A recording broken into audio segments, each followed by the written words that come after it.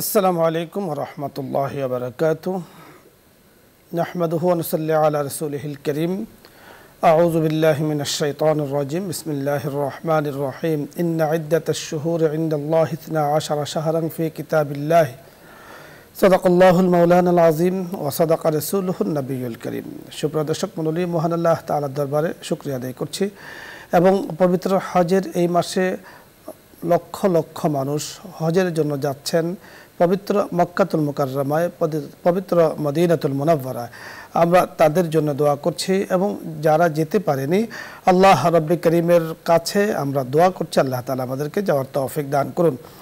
আল্লাহ রাব্বুল কারীম পবিত্র হজের মাসগুলোকে অত্যন্ত গুরুত্বের সাথে পবিত্র কোরআনে হাকিম উল্লেখ করেছেন। পৃথিবীর সূচনা লগ্ন থেকে যেই দিন থেকে আকাশ জমিনকে সৃষ্টি করেছেন সেই দিন থেকে 12টি মাস আল্লাহ তাআলার কাছে বিদিত এবং গ্রহণযোগ্য। তার মধ্যে 4টি মাস অত্যন্ত গুরুত্বপূর্ণ। 4টি মাসের মধ্যে একটি মাস কিন্তু জিলকদ মাস, যে মাসে আমরা আছি এই মাসের মধ্যেই হাজিরা হজে যাচ্ছেন।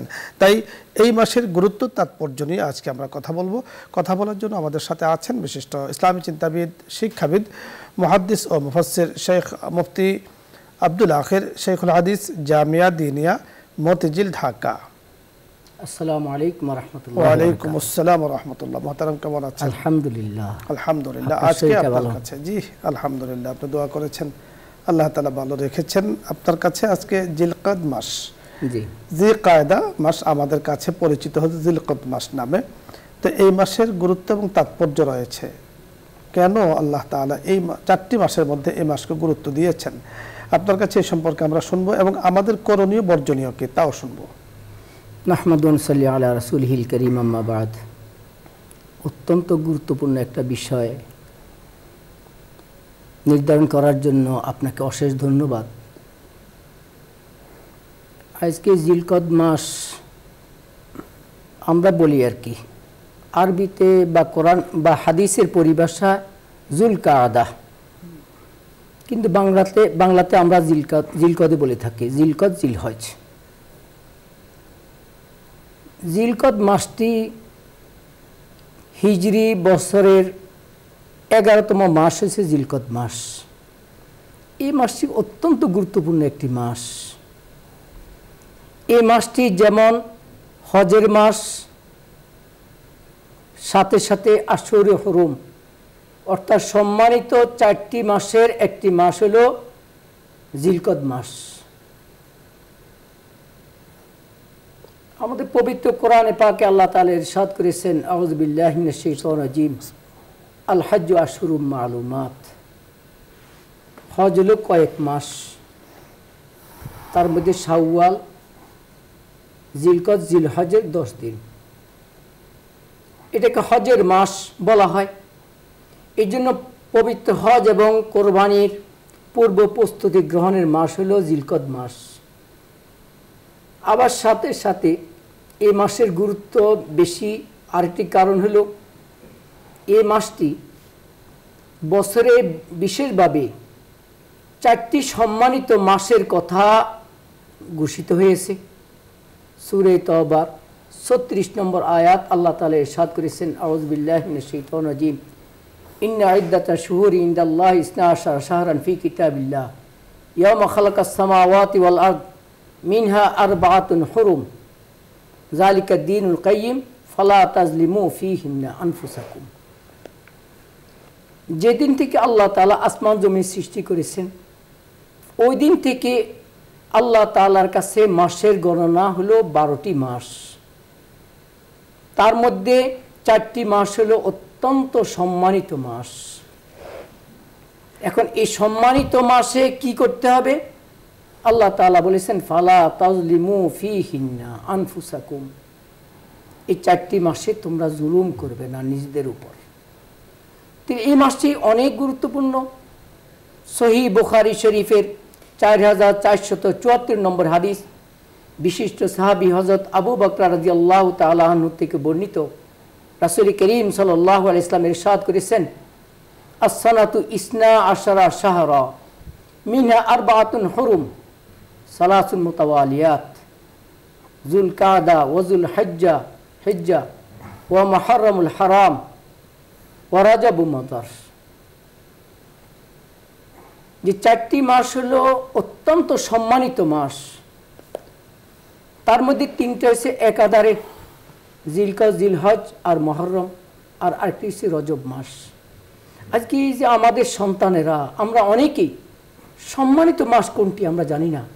না জানার কারণে এই মাসের গুরুত্ব আমাদের কাছে অনেক কম, অনেক কম। এই জন্য আমাদেরকে আজকে এই যে সম্মানিত মাস, এই মাস সম্পর্কে আমাদেরকে জানা উচিত। আজকে আমরা কোনো বড় ব্যক্তিকে চিনলে পরে তাকে সম্মান করি, এরকমভাবে সম্মানিত মাসগুলো তো আমাদের এভাবে সম্মান করতে হবে। এই মাসে আমাদের কাজ কি? আল্লাহ তাআলা বলছেন ফালা তাজলিমু ফীহিন্না আনফুসাকুম। এর ব্যাখ্যায় আল্লামা ইবনে কাসির রহমতুল্লাহ আলাইহি তাফসীর ইবনে কাসির লিখেছেন, তার অর্থ কি? অর্থাৎ তোমরা এই মাসে পাপাচার করবে না। অন্য মাসে তো পাপাচার করলে যেমন গুনাহ, এই মাস যেহেতু সম্মানিত মাস, এই মাসে যদি পাপাচার করে, গুনাহগাতা করে, এই মাসের গুনাহ অনেক অনেক বেশি।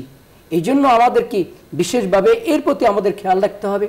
এই মাসে আমরা বেশি বেশি তাহাজ্জুদ পড়ব, আউয়াবিন পড়ব, চাশত পড়ব, ইশরাক পড়ব, বেশি বেশি কোরআন তেলাওয়াত করব, জিকির আজকার করব, এরকমভাবে আরও দান অনুদান করব। অনেক ভালো ভালো কাজ আমরা এই সমস্ত এগুলা এই মাসে আমাদের। আপনি যথার্থ বলেছেন। দর্শক মণ্ডলী, আল্লাহ তাআলা বলেছেন ফালা তাজলিমু ফীহিন্না আনফুসাকুম, অর্থাৎ এই মাসগুলো এত গুরুত্বপূর্ণ, এত তাৎপর্যপূর্ণ যে আল্লাহ রাব্বুল কারীম বিশেষ করে বলেছেন যে 4টি মাস সম্মানিত মাস, 4টি মাস আল্লাহ পাকের কাছে গুরুত্বপূর্ণ মাস, 4টি মাস অত্যন্ত তাৎপর্যপূর্ণ মাস। এজন্য এই মাসে সবগুলো ইবাদতই করব। তার মধ্যে হজে যাওয়ার জন্য, যেহেতু আল্লাহ তাআলা এই মাসগুলোকে হজের মাস বলেছেন, হজে যাওয়ার জন্য আল্লাহ তাআলার কাছে বেশি বেশি দোয়া করা, কামনা করা। আল্লাহ তাআলা যেন যারা গিয়েছেন তাদেরকে ভালোভাবে হজ করার তৌফিক দান করেন, যারা যেতে পারেননি তাদের জন্য আল্লাহ তাআলা যেন ব্যবস্থা করে দেন, এজন্য দোয়া করা। কারণ দোয়ার সময় রয়েছে এই মাসগুলো হজে যাওয়ার জন্য আল্লাহ তাআলার কাছে কামনার মাস। আল্লাহ রাব্বুল কারীম আমাদের সকলকে আল্লাহ তাআলার কাছে চাওয়ার তৌফিক দান করুন এবং সব ধরনের পাপাচার থেকে, গুনাহ থেকে, নিজের উপরে জুলুম হয়, নিজের ক্ষতি হয় এমন কোনো কাজ আমরা করব না। এই ধরনের কাজ থেকে আল্লাহ তাআলা আমাদেরকে বিরত থাকার তৌফিক দান করেন। আলোচ্য বিষয় নিয়ে যদি আপনাদের কোনো কিছু জানার থাকে, অথবা হজের কোনো মাসলা মাসাইল, কোরবানির কোনো মাসলা মাসাইল, অথবা শরীয়তের কোনো মাসলা মাসাইল জানার প্রয়োজন হয়, আপনি প্রশ্ন করুন, আমরা চেষ্টা করব কথা বলার জন্য। আসসালামু আলাইকুম ওয়া রাহমাতুল্লাহ। দর্শক পরিচয় বলে প্রশ্ন করুন। আসসালামু আলাইকুম। ওয়া আলাইকুম আসসালাম ওয়া রাহমাতুল্লাহ। আমি রাজশাহী থেকে জিল্লুর রহমান বলছিলাম। জি বলুন। আমার প্রশ্ন হলো, এই মৃত ব্যক্তির নামে কুরবানি দেওয়া হবে? আর আরেকটা প্রশ্ন হলো যে 4টা মাস সবচেয়ে গুরুত্বপূর্ণ, 4টা মাসের নাম কোন কোন মাস? জি ধন্যবাদ আপনাকে। আমরা কথা বলছি 4টি মাসের কথা, কিন্তু বারবার বলা হয়েছে, আমাদের শাইখে বলেছেন। একটা হলো জুল কাদা, যাকে আপনি জিলকদ নামে জানেন, আর একটি হলো জুলহজ্জা, জিলহজ মাস, আর একটি হলো মুহররম, আর একটি হলো রজব। এই 4 মাস হলো সম্মানিত মাস। শেখ, যে প্রশ্নটি উনি করেছেন আপনি বুঝতে পেরেছেন। মৃত ব্যক্তির নামে কোরবানি শরীয়তের দৃষ্টিতে জায়েজ কিনা? জায়েজ আছে, অসুবিধা নেই, করা যেতে পারে। দেখুন, মৃত ব্যক্তির নামে কোরবানি তখনই জায়েজ আপনার উপরে যদি কোরবানি ওয়াজিব হয়ে থাকে, তাহলে আপনি প্রথমে আপনারটা দেবেন, দেওয়ার পরে মুরব্বী যারা চলে গিয়েছেন তাদের নামে, তাদের উপরে হলো নফল কোরবানি, আপনার উপরে ওয়াজিব কোরবানি, নিজেরটা পালন করে এরপরে তাদেরটা দেয়া। এরকম হলো না হয়, যাতে না হয় যে আপনার উপর ওয়াজিব, আপনি নিজেরটা পালন না করে নফলটা করেছেন, ওনাদের জন্য করেছেন, এটা কিন্তু ঠিক নয়। নিজেরটা আদায় করে এক শরিক আপনি মৃত ব্যক্তির নামে দিতে পারেন। আরেকটি বিষয় আপনাকে মনে রাখতে হবে যে একই শরিকে 2 জন শরিক হওয়া জায়েজ নয়। অর্থাৎ একই শরিকে আপনি আছেন, আবার মৃত ব্যক্তিকে আপনি ঢুকাইয়ে দিলেন, সেটা হবে না। আপনার নামে এক শরিক, আপনার যা মৃত ব্যক্তির নামে অথবা জীবিত ব্যক্তির নামে আরেক শরিক আপনি চাইলে দিতে পারেন। পরে দর্শক, আসসালামু আলাইকুম ওয়া রাহমাতুল্লাহ। ওয়ালাইকুম আসসালাম। হুজুর আমার জি বলুন, প্রশ্ন ওয়ালাইকুম বলুন। আসসালাম। হুজুর আমার 5টি প্রশ্ন আছে। বলুন। হুজুর, যদি আমার আত্মীয় যদি সুদী ব্যাংকে চাকরি করে, সুদী ব্যাংকে চাকরি করে, শুধু বেতন দেয় নাই, ব্যাংক সুদী, তাহলে কি তার বাসায় খাওয়া কি, সে যদি আমার বাসায় আসার সময় কোনো মিষ্টান্ন খাবার নিয়ে আসে বা হচ্ছে জামা কাপড় ঈদের উপলক্ষে দেয়, সেগুলোকে নিয়ে দ্বিতীয় প্রশ্ন বলুন। আর দ্বিতীয় প্রশ্ন হুজুর, আমি আরেকদিন করছিলাম যে হচ্ছে হুজুর, আমি আরেকদিন করছিলাম যে মানে ইফতারের সময় হয়েছে, আমি বুঝি নাই, আজান দিছে, আমি ইফতার করছি, পরে আবার আপনি বলেন ওই রোজাটা কাজা করতে হবে, যে কাজা না করলে কি পাপ হবে হুজুর? আর হচ্ছে কাজা কি ওই সোমবার বুঝতে পেরেছি। 3 নম্বর প্রশ্ন বলুন। ধন্যবাদ, কানেকশন বিচ্ছিন্ন। আপনি দ্বিতীয় যে প্রশ্নটি করেছেন এর উত্তর নিয়ে আমরা ইতিমধ্যে কথা বলেছি। আমরা তখন আপনাকে বুঝিয়ে বলেছি, মনে হচ্ছে যে আপনি খেয়াল করেননি। আজান হয়েছে, আপনি ইফতার করেছেন, পরবর্তীতে আবার আজান দিয়েছে, তার মানে বোঝা গেল আগের আজানটা সময়ের আগে হয়ে গিয়েছে, তাই তো পরে আবার আজান দেওয়া হয়েছে। তো আগের আজানটা যদি সময়ের আগে হয়ে থাকে আর সেই আজান শুনে আপনি ইফতার করে থাকেন, তাহলে আপনার কিন্তু রোজাটা হয়নি, যেহেতু আগে আপনার ইফতারটা করা হয়ে গিয়েছে, রোজা ভাঙ্গা হয়ে গিয়েছে। এখন আপনি বলেছেন যে এই রোজাকে কাজা করতে হবে কিনা, কাজা অবশ্যই করতে হবে। যেই কোনো ইবাদত ফরজ যেগুলো ছুটে গেলে কাজা করা জরুরি। নফল রোজা আপনি শুরু করেছেন, কোনো কারণে নষ্ট হয়ে গিয়েছে, পরবর্তীতে আবার সেটাকে কাজা করতে হবে, এখানে কিন্তু ইচ্ছা করলে বাদ দেওয়া যাবে না। মোহতারাম, উনি আরেকটি প্রশ্ন করেছেন, যে প্রশ্নটি খুবই গুরুত্বপূর্ণ। বুঝতে পেরেছেন আপনি প্রশ্নটি? উনি বলছেন যে ওনার এক আত্মীয় সুদী ব্যাংকে চাকরি করে, সুদ ইয়া করে, এখন ওনার যদি অন্যান্য ইনকামও থাকে, মনে করুন তার ঘর ভাড়া আছে, তার জমিন থেকে কিছু ফসল পায়, পায়, তাহলে সেই হিসাবে ওইগুলো যদি থাকে, তাহলে উনি যদি কোনো হাদিয়া নিয়ে আসে, তাহলে এটা গ্রহণ করতে পারে। আর যদি ওনার সুদ ছাড়া আর কোনো কিছুই নেই, তো শরীয়তের মাসালা হলেও এটা না খাওয়ার কথা, দূরে থাকতে হবে। জি, দূরে থাকতে হবে। পরে দর্শক, আসসালামু আলাইকুম ওয়া রাহমাতুল্লাহ।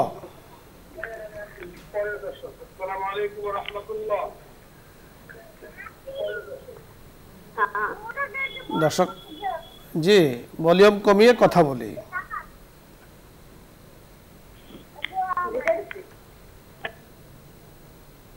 আসসালামু আলাইকুম। পরে দর্শক, জি, আসসালামু আলাইকুম ওয়া রাহমাতুল্লাহ। আসসালাম ওয়া রাহমাতুল্লাহ ওয়া বারাকাতুহু। হুজুর, আমি ধরম পড়াশোনা মাস থেকে ইমেল বলছিলাম। জি, বলুন।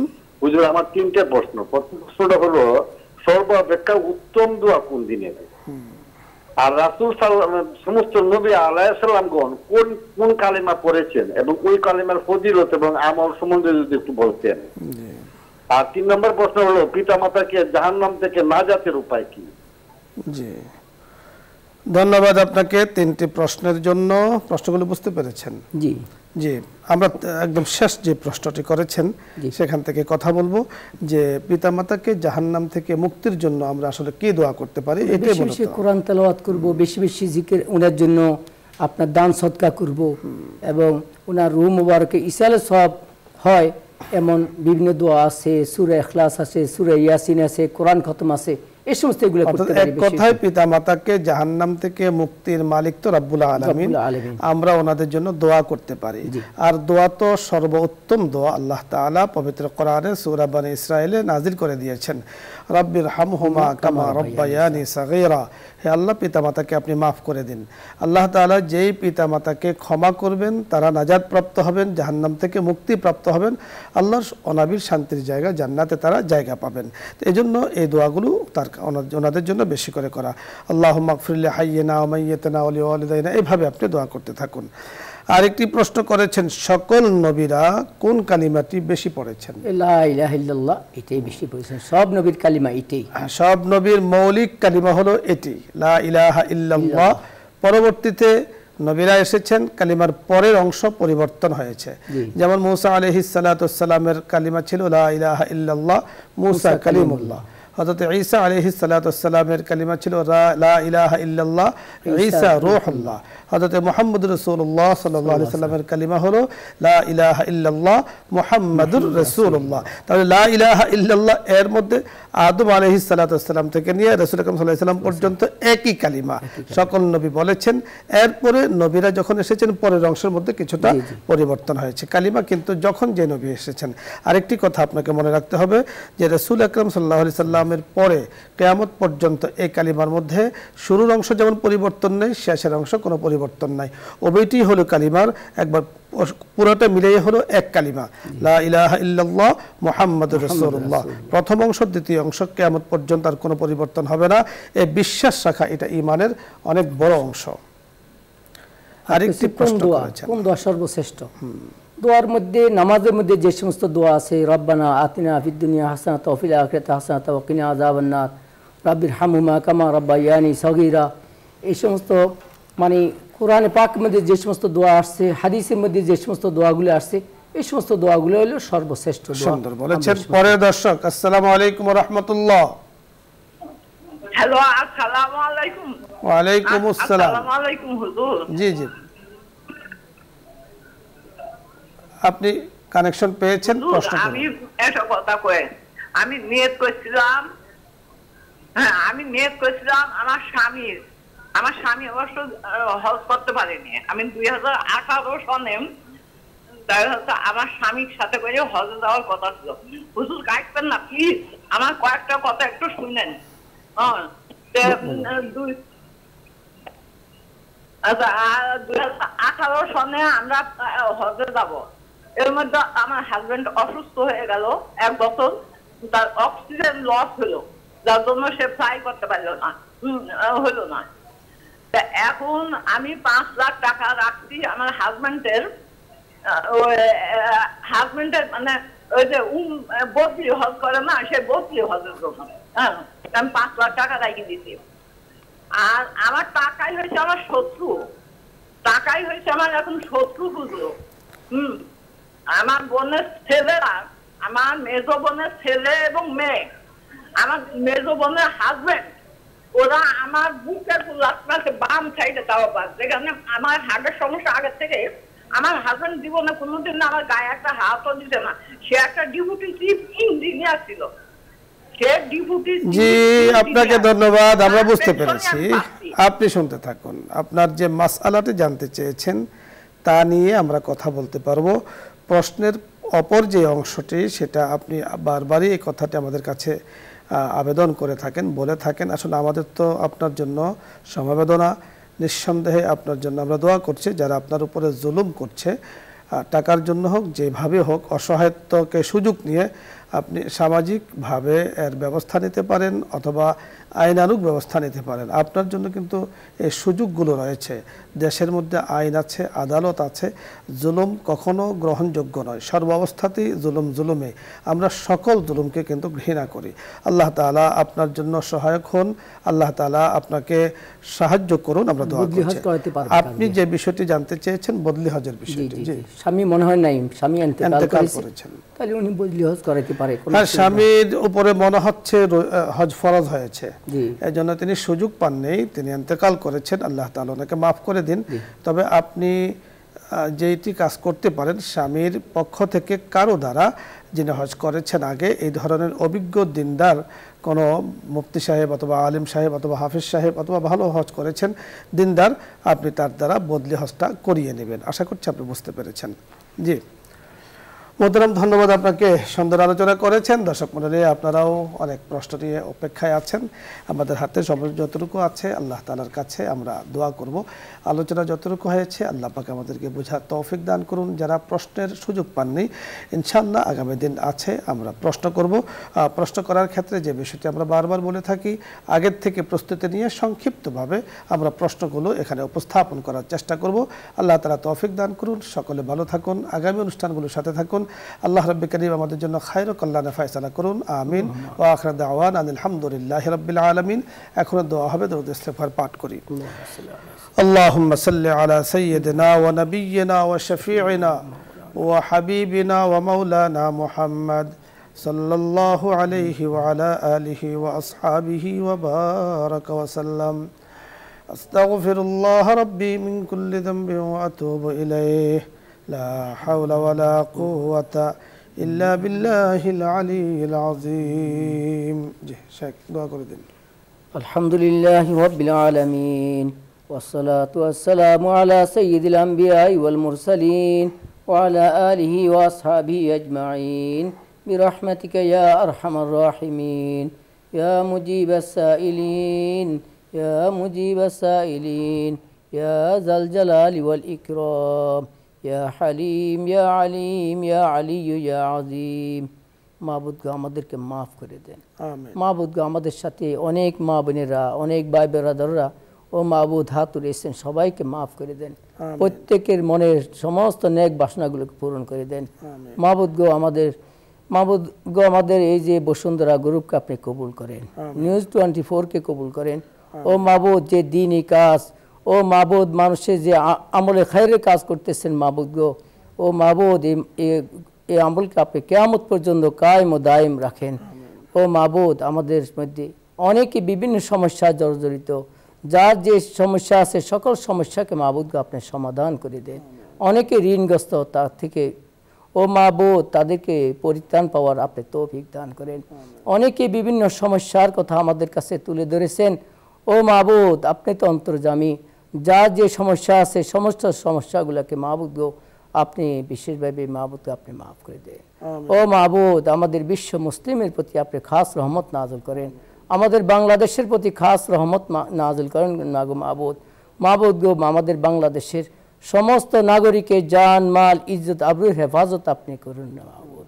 ও মাবুদ আমাদের অনেকের আব্বা আম্মা জান কবরবাসী হয়ে গেছেন, ও মাবুদ আপনি তাদেরকে মাফ করে দেন, তাদের কবর আযাব মাফ করে দেন, তাদেরকে জান্নাত নসিব করেন। আর যাদের আব্বা আম্মা বেঁচে আছেন তাদের খেদমত করে মাবুদ গো আমাদেরকে জান্নাতবাসী ও তৌফিক দান করেন।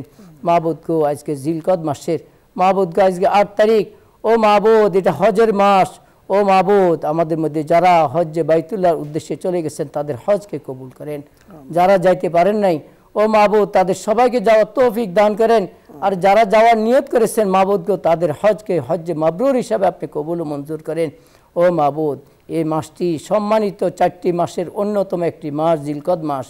এই মাসকে মাবুদকে আমরা গুরুত্ব দিয়ে এই মাসে আমাদেরকে বেশি বেশি ইবাদত বন্দেগী করার তৌফিক দান করেন, বেশি বেশি দান সদকা করার তৌফিক দান করেন, বেশি বেশি ফরজ নামাজের সাথে সাথে নফল ইবাদত বেশি বেশি করার তৌফিক দান করেন, বেশি বেশি জিকির আজকার তসবিহ তাহলিল কোরআন তেলাওয়াত করার তৌফিক দান করেন, বেশি বেশি দান খয়রাত করার তৌফিক দান করেন আগ মাবুদ।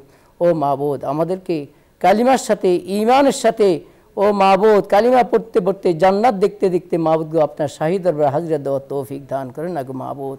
ও মাবুদ আমাদের সন্তানদেরকে নেক সন্তান হিসেবে কবুল করেন, আমাদের সন্তানদেরকে মাবুদ গো দুনিয়া এবং আখিরাতে আমাদের জন্য যাতে শান্তির উসিলা হয় এমন সন্তান হিসেবে আপনি আমাদের সন্তানদেরকে কবুল করেন। আমাদের সন্তানদেরকে ও মাবুদ আদর্শ সমাজ গড়ার জন্য সহায়ক বানিয়ে দেন। আমাদের সন্তানদেরকে মাবুদ গো আমাদের ইন্তেকালের পরে যাতে আমাদের জন্য নাজাতের উসিলা হয় এমন সন্তান হিসেবে আপনি আমাদের সন্তানদেরকে কবুল ও মঞ্জুর করেন না মাবুদ। ও মাবুদ ও মাবুদ যারা দুনিয়া থেকে চলে গেছেন ও মাবুদ অনেকে মাবুদ গো গাছতলা বাসতলা শুয়ে আছে, সবাইকে আপনি মাফ করে দেন। ওয়াসাল্লাল্লাহু তাআলা আলা খায়রি খালকিহি মুহাম্মাদিন ওয়া আলিহি ওয়া আসহাবিহি ওয়া বারিক ওয়া সাল্লিম। আমিন আমিন আমিন বিরহমাতিকা।